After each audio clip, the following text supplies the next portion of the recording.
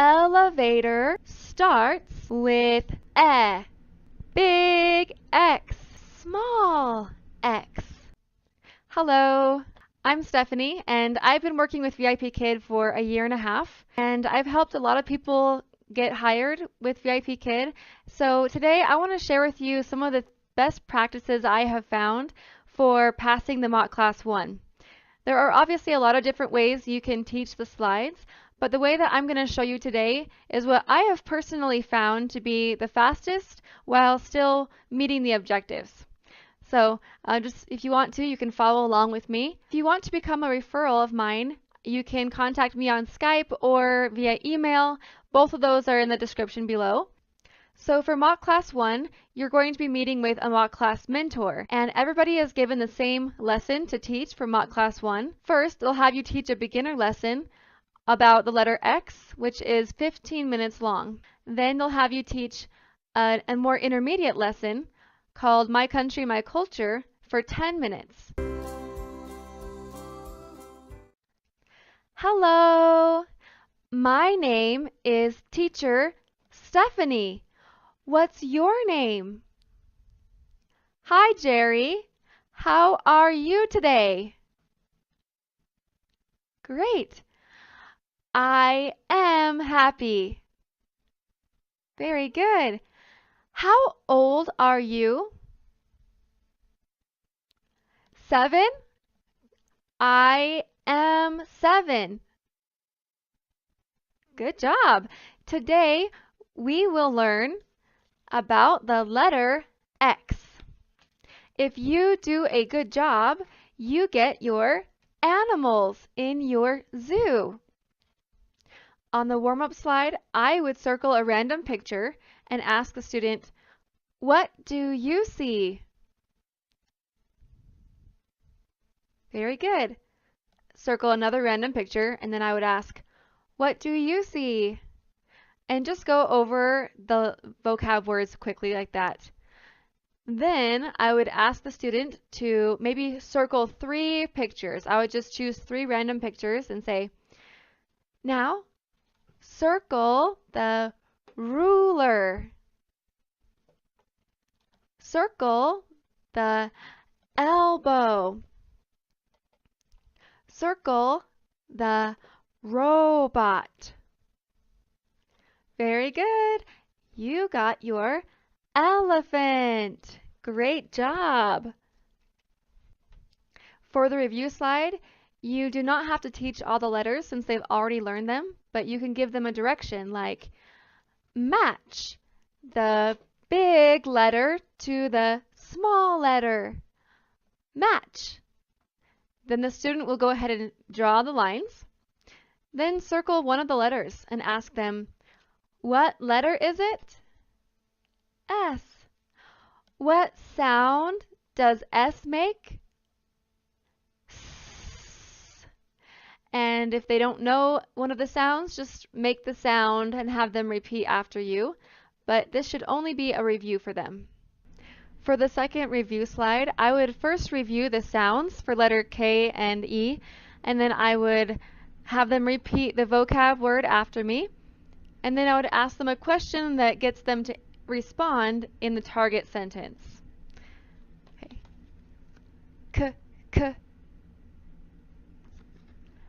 E. Good. Elevator. Elevator. What sound does elevator start with? E, k. Good job. Elevator starts with E. Great job. You could also model the sentence with a puppet and ask, what sound does elevator start with? Elevator starts with E. Key. What sound does key start with? K. Good job. Key starts. Very good. Key starts with K. And then I would do that for the rest of the vocab words. The Let's Begin slide is a pretty simple slide. It shouldn't take very long. X.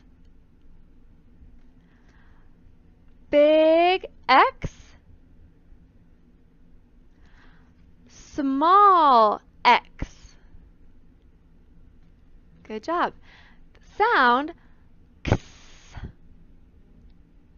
Very good. Big X. Can you do it? Big X. Small X. Small X. Fox. Good. Fox. Fox. Fox. Ox. Ox. Ox. Ox. Great job. You got a cow. It's activity time. You can do a little dance or stretch or something. For point and read, it's nice to have a visual in addition to using the slide. You can circle the letters on the slide, but having a visual like this is also really helpful. What sound does A make? Ah. What sound does X make? X. Ax, ax, ax. Axe. Now, with these words, you don't have to help them out as much. Don't just have them repeat after you. Axe. What word is it? Tax. What word is this? Fax.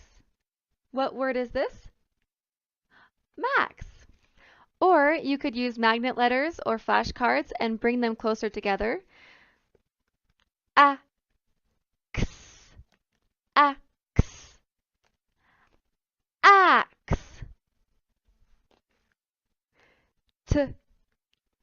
Axe. Tax. Axe. What word is it? Fax. Great job. You got a tiger.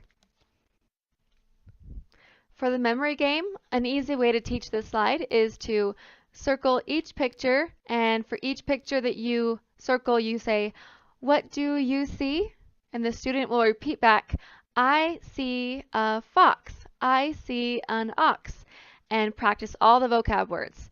Then flip to the slide where all the cards are flipped over, and you could just circle a random yellow card and ask, "What do you see?"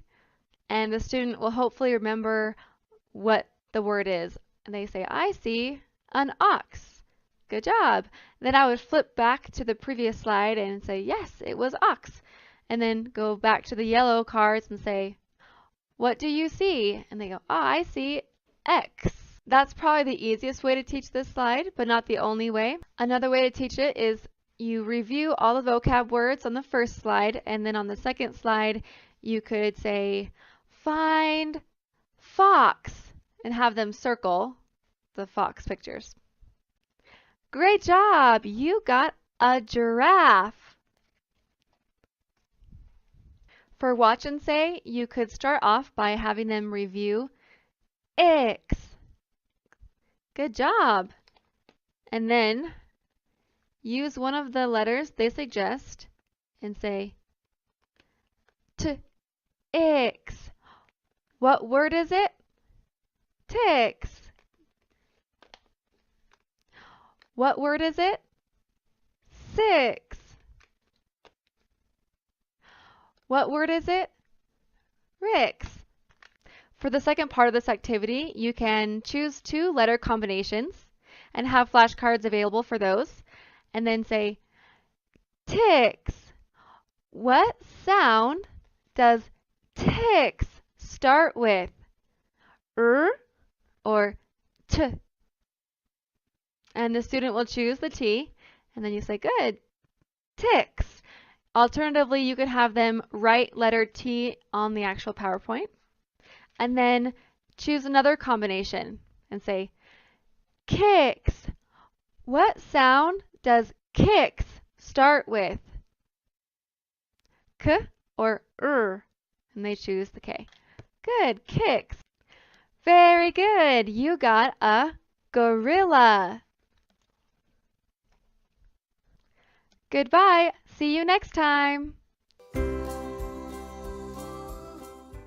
Now let's start My Country, My Culture. This lesson is for an intermediate student who should be able to read pretty much independently and can answer questions on their own in complete sentences. Even though it does not have a recommended reward system, I would still prepare something. Just make it different from the first lesson and try to make it a little bit less kiddish if possible. For mine, I'm just going to do animals again, but my animals are going to be on my felt map, and it's almost the same thing, but different. Okay, let's start. Hello, my name is Teacher Stephanie. What's your name? Hi, Jerry. How are you today? Very good. Did you go to school today? What is your favorite class? Oh, very good. So today, when you do a good job, you get animals around the world. Now, when you see a red word, you want to have them repeat that word after you, since it's a new word, and then have them read the sentences. So, country. Read these sentences. Good reading. These are countries. Flag. Read this sentence. What country is this flag from? China. Now, I would have circled just the top sentence and just wait on the second sentence. Now, teach them the 2 new words, cloth and represent. Cloth. Do you have cloth? Yeah, cloth. Represent. Good. If you see this, you know it is Nike. It represents Nike. Read these sentences. Great job. You got a lion. Where does the lion live? Africa. This is the American flag. It represents America. It represents America. Very good. You got a toucan. Where does the toucan live? South America. What does it represent? It represents Nike. What does it represent? It represents Puma. Very good. Do that for the rest of the pictures. That is the Chinese language. You don't have to speak Chinese on this slide. Capital. Read the sentences. Great reading. A capital is the main city of a country with government offices. What is the capital of China? Beijing. Can you circle it on the map? Great job. You got a buffalo. He lives in North America. Landmark. Read these sentences. Very good. So, some landmarks are made by people, and some are natural. Can you show me made by people and natural? Now you try. And I would circle one of the places, like the Great Wall. Have you seen the Great Wall? Yes? What can you do there? The student should answer in a complete sentence saying, oh, I can walk or I can take pictures, whatever. Where is Tiananmen Square? It's in Beijing. And you could ask, what is the capital of China? Are these warriors real? No. What do you think they are made of? Great job, you got an elephant. Where does he live? India. Now, sort the landmarks. Which ones are made by people and which ones are natural? Very good. How do you know they are made by people? The grammar slide is the last slide, and it goes pretty fast. The sound of soft C is S. S. Good. When the letter C is followed by E, I, or Y, it makes the sound S. It's called the soft C sound. Let's practice. I would underline the first word. Scent. Scent. Good. Now read these words, and I would circle all the rest of the words.